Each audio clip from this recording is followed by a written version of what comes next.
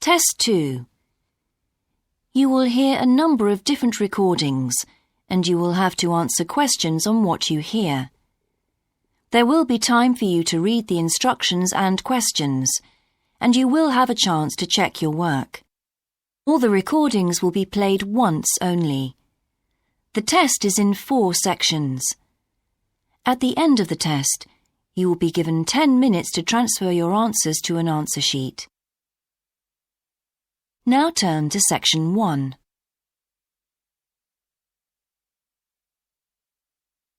Section 1. You will hear a conversation between a representative of an insurance company and a customer. First, you have some time to look at questions 1 to 3.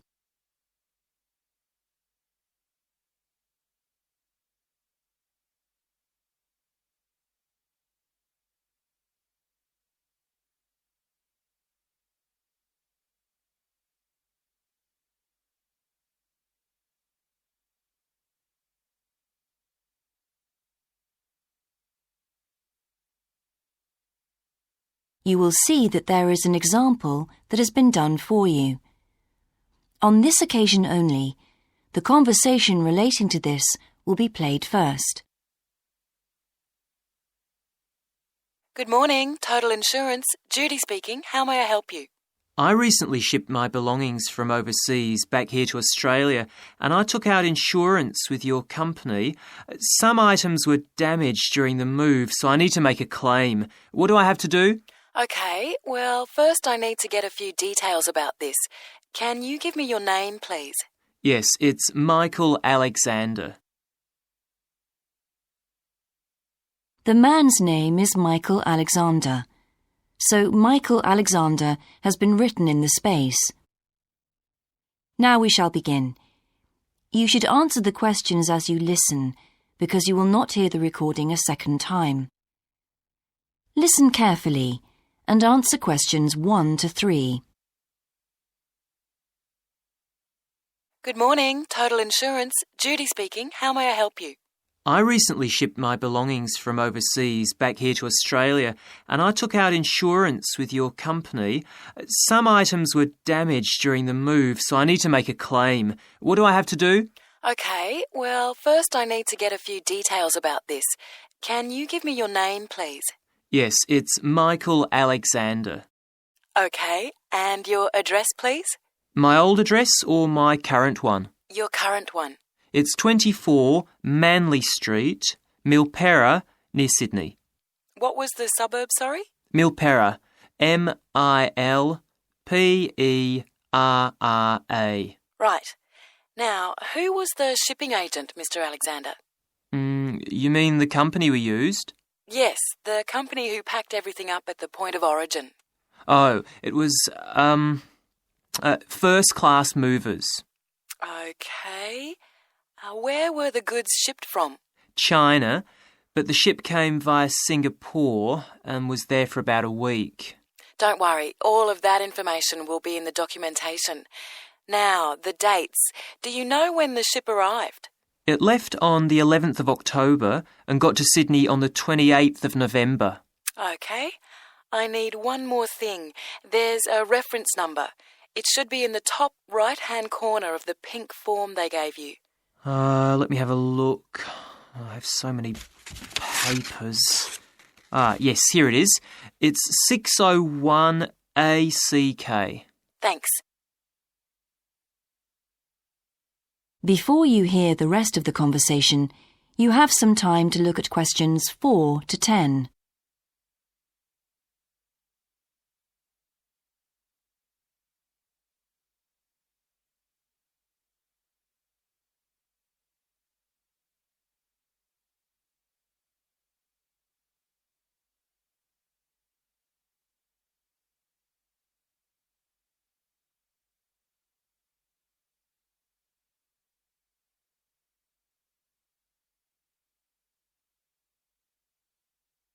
Now listen and answer questions 4 to 10. I need to take down a few details of the actual damage over the phone before you put in a full report. Can you tell me how many items were damaged and what the damage was? Yes, well, 4 things actually. I'll start with the big things. My TV, first of all. It's a large one, very expensive. Insurance doesn't cover electrical problems. It isn't an electrical problem. The screen has a huge crack in it, so it's unusable. I see. Any idea of the price to repair it? No. Well, I don't think it can be repaired. It will need a new one. OK, I'll make a note of that and we'll see what we can do. Now, what was the second item? The cabinet from the bathroom was damaged as well. It's a lovely cabinet. We use it to keep our towels in. And what is the extent of the damage? Well, the back and the sides seem okay, but the door has a huge hole in it. It can't be repaired. I'm really not very happy about it. And how much do you think it will cost to replace it? Well, when I bought it last year, I paid $125 for it. But the one I've seen here in Sydney is a bit more expensive. It's $140. Right. And what was the third item? My dining room table. It's a lovely table from Indonesia. It must have been very hot inside the container because one leg has completely split down the middle. The top and the other 3 look okay, thank goodness. Any idea of the price to repair it? Well, I had an estimate done on this actually because it is a very special table to us. They quoted us $200, which is really pricey, so I hope the insurance will cover the total cost. I'm sure that will be fine. What was the last item, Mr. Alexander? Well, we have a lovely set of china plates and dishes, with matching cups, saucers, the lot. They were all in the one box, which must have got dropped because some plates were broken. 6, actually. And can you tell me the replacement value of these? Well, it's hard to say because they were part of a set, but they can be up to $10 each as it's such a good set. OK, so that would be around $60 altogether. Yes, that's right. And is that all of the items? Yes. So, what do I have to do now? That is the end of section 1. You now have half a minute to check your answers.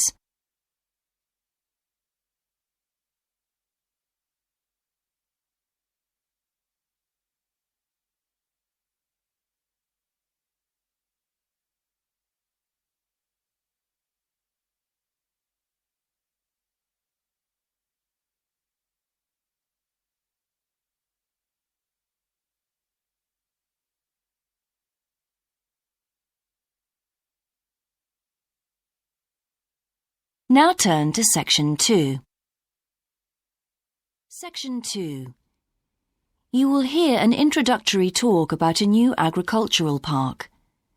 First, you have some time to look at questions 11 to 14.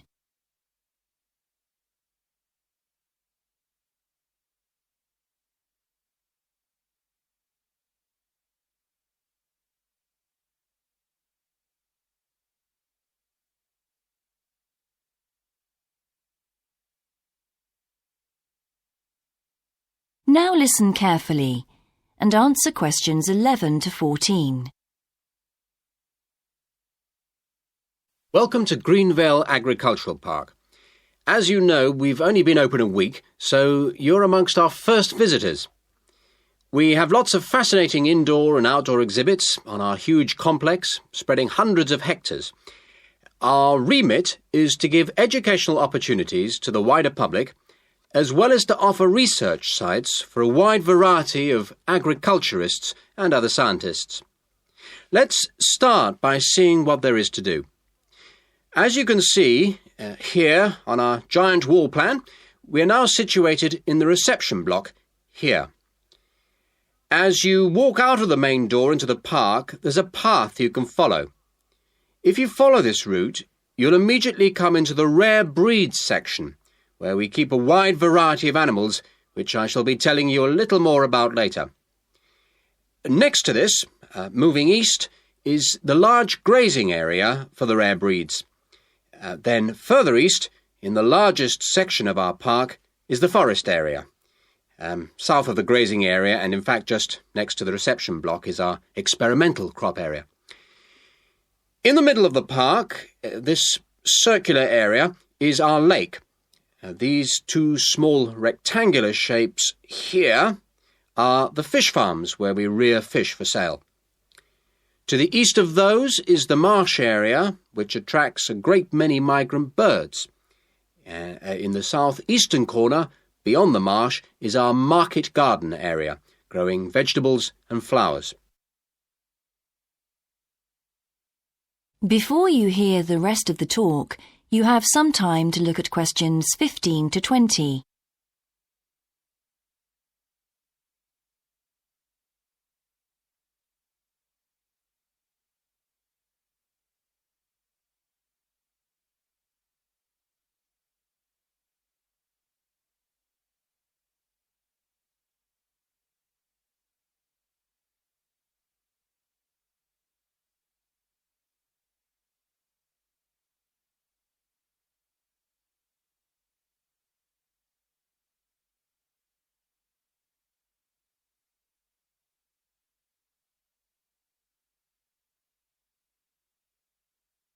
Now listen and answer questions 15 to 20.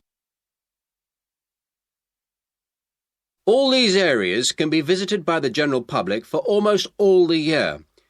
Although, please take note of the large signs at the entrance to each area, which tell you when certain areas are being used for particular controlled experiments and are therefore temporarily out of bounds to the public. You can see for yourself what a huge area the park covers, and a key question is always, how can we move around? Well, you have a choice of means, all environmentally friendly. Cars are banned in the park. We have bicycles, which you can hire behind the reception block here. The healthy ones of you can go on foot. And finally, there's our electric tram, powered from solar cells. You find more information about this at the front entrance. A good place to start on your tour is the rare breed section. We keep goats, sheep and hens and other kinds of poultry. We're also thinking of bringing in cows and horses, but we do not as yet have facilities for these bigger animals. The animals are fed in public twice a day and a short lecture given on their feeding habits and nutritional needs. These are very popular with the public, but of course we mustn't lose sight of the main purpose of having this section, not as such to preserve rare animals, but to maintain the diversity of breeds, to broaden the gene pool for agricultural development. Greenvale changes with the seasons, with different events happening at different times of the year. May will be perhaps our most spectacular month, with the arrival of the Canada geese, and when our fruit trees will be in full blossom. But there are interesting events on all year round. For example, John Havers, our expert fly fisherman, is currently giving displays on the lake. Each of the sections has its own seasonal calendar, and please consult the summary board at the main entrance. And the final section, as we return to the reception blocks, is the orchard. Do take time to browse round our shop. There's a wide selection of books on wildlife, some of them written by local authors, and the history of farming, including organic farming, something which the park will be diversifying into in the coming months. That is the end of section 2. You now have half a minute to check your answers.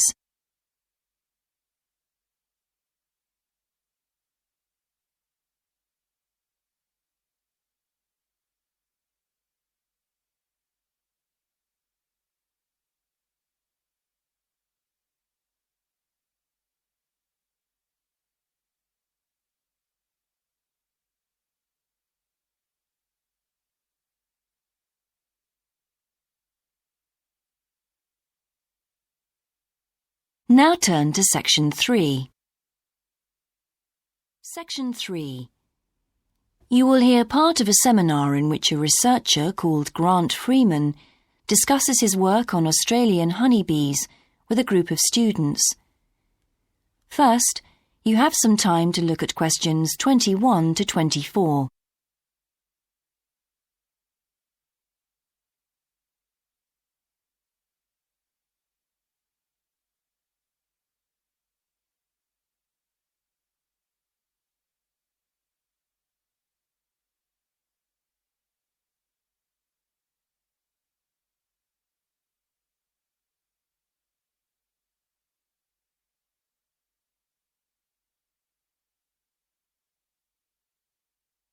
Now listen carefully and answer questions 21 to 24. Good morning, everyone. In today's seminar, Grant Freeman, a biologist who specialises in identifying insects and who works for the Australian Quarantine Service, has come to talk to us about his current research work. Right, well, over to you, Grant. Good morning, everyone. I'm sure that you know that the Quarantine Service regulates all food brought into Australia. Well, obviously they want to protect Australia from diseases that might come in with imported goods, but they also want to prevent insect pests from being introduced into the country, and that's where I have a part to play.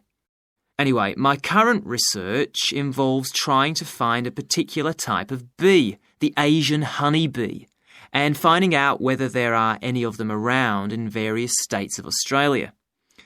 We discovered a few of them in Queensland once and eradicated them. Now we're pretty keen to make sure that there aren't any more getting in, particularly to New South Wales and other states. What's wrong with Asian honeybees? Are they so different from Australian bees? Well, in fact, they look almost the same, but they are infested with mites, microscopic creatures which live on them, and which can seriously damage our own homegrown bees, or could even wipe them out. Well, what would happen if Australian bees died out? Well, the honey from Australian bees is of excellent quality, much better than the stuff the Asian bees produce. In fact, Australia exports native queen bees to a large number of countries because of this.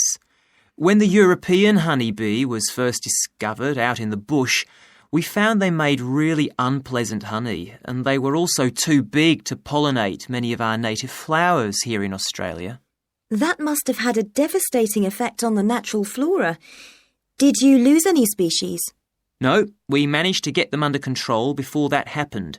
But if Asian bees got in, there could be other consequences. We could lose a lot of money because, you might not be aware, but it's estimated that native bees' pollination of flower and vegetable crops is worth $1.2 billion a year. So in a way, they're the farmer's friend. Oh, and another thing is, if you're stung by an Asian honeybee, it can produce an allergic reaction in some people, so they're much more dangerous than native bees. Before you hear the rest of the seminar, you have some time to look at questions 25 to 30.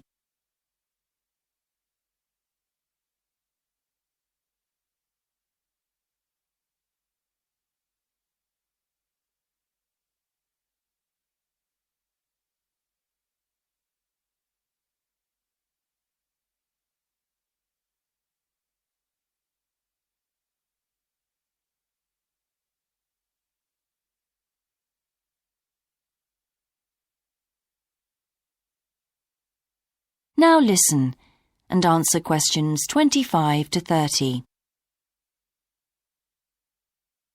How will you know if Asian bees have entered Australia? We're looking at the diet of the bird called the rainbow bee-eater. The bee-eater doesn't care what it eats as long as they're insects. But the interesting thing about this bird is that we are able to analyse exactly what it eats, and that's really helpful if we're looking for introduced insects. How come? Because insects have their skeletons outside their bodies, so the bee-eaters digest the meat from the inside. Then they bring up all the indigestible bits of skeleton, and of course the wings, in a pellet, a small ball of waste material which they cough up. That sounds a bit unpleasant. So how do you go about it? In the field, we track down the bee-eaters and find their favourite feeding spots, the places where the birds usually feed. It's here that we can find the pellets. We collect them up and take them back to the laboratory to examine the contents. How do you do that? The pellets are really hard, especially if they've been out in the sun for a few days. So, first of all, we treat them by adding water to moisten them and make them softer. Then we pull them apart under the microscope. Everything's all scrunched up, but we're looking for wings, so we just pull them all out and straighten them. Then we identify them to see if we can find any Asian bee wings. And how many have you found? So far, our research shows that Asian bees have not entered Australia in any number. It's a good result and much more reliable than trying to find live ones as evidence of introduced insects. Well, that's fascinating. Thank you, Grant, for those insights. I hope that you might inspire some of our students here to conduct some similar experiments. That is the end of section 3. You now have half a minute to check your answers.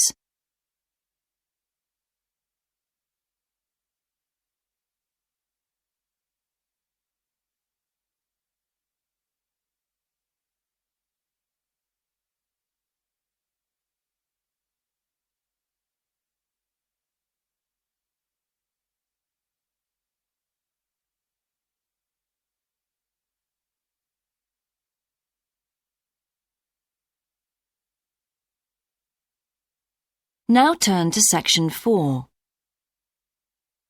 Section 4. You will hear a student called Shona giving a presentation on her research report. First, you have some time to look at questions 31 to 40.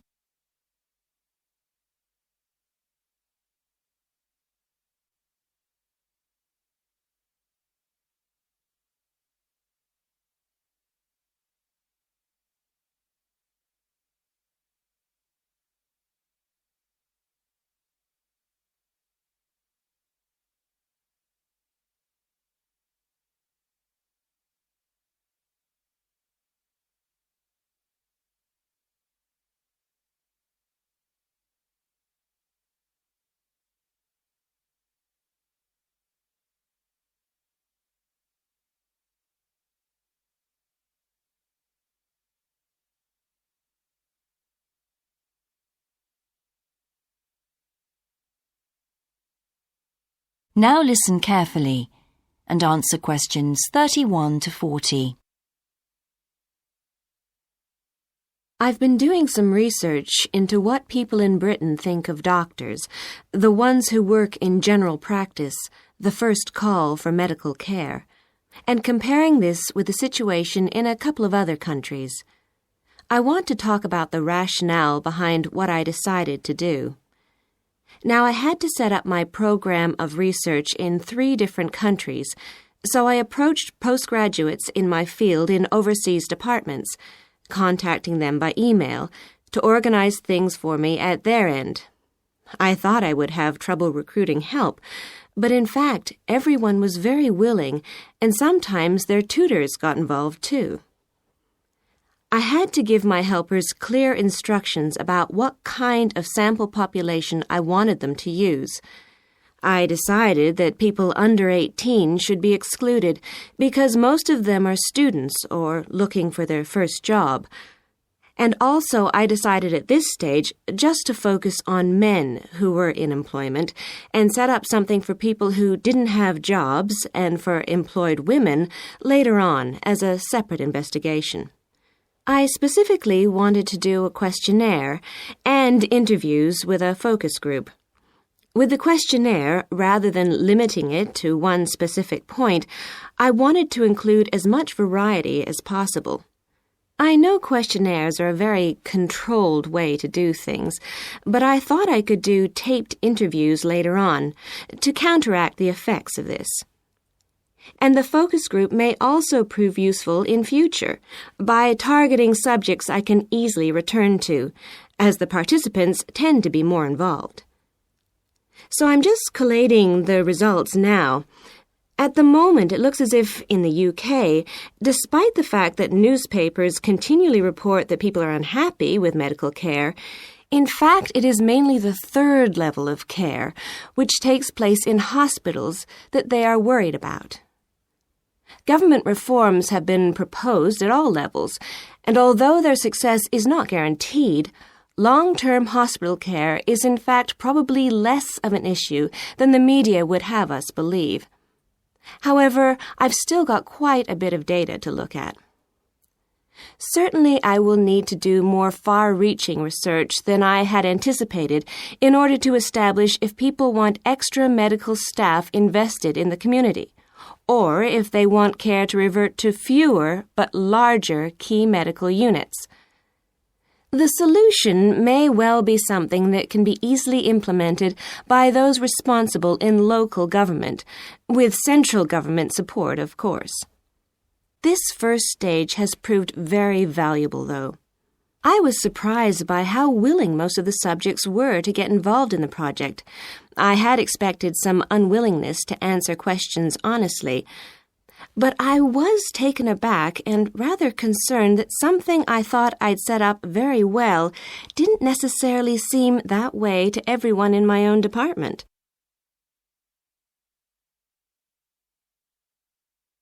I thought you might also be interested in some of the problems I encountered in collecting my data.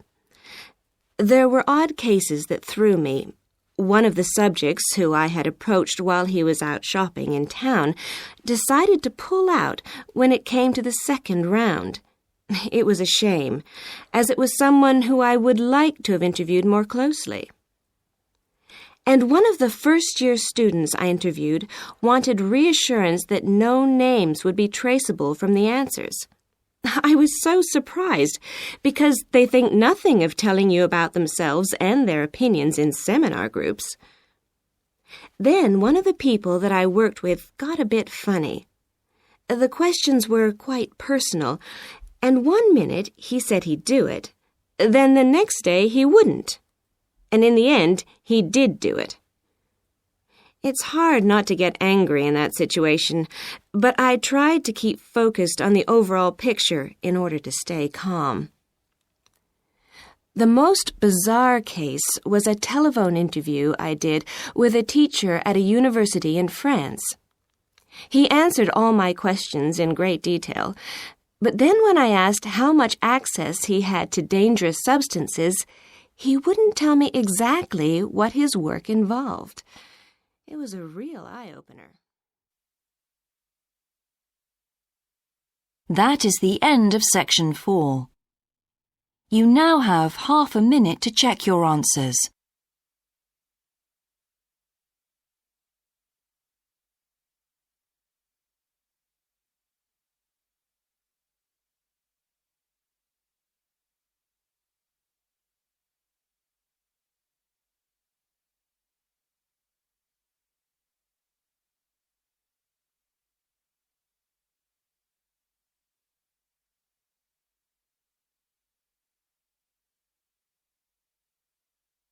That is the end of the listening test. In the IELTS test, you would now have 10 minutes to transfer your answers to the answer sheet.